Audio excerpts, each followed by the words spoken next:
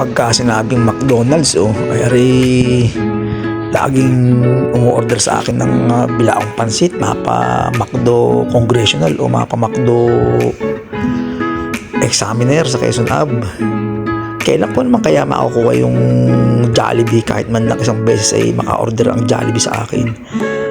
Maigi pa rin McDo, sulit na sulit sa kanilang binayad daw.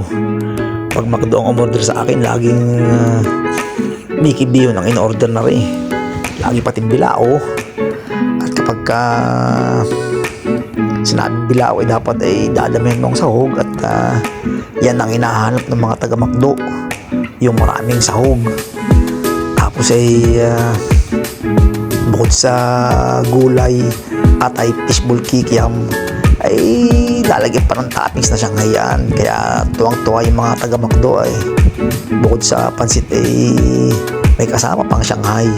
Ayan lalagyan pa ng Shanghai. Tapos ay kapag sinabing pansit naman delicious, lagi yung may kasamang extra sarsa. Dahil kapag ang pansit ay masarsa, masarap yan. Dahil masabaw-sabaw ay diba ang sarap ng pansit na masabaw.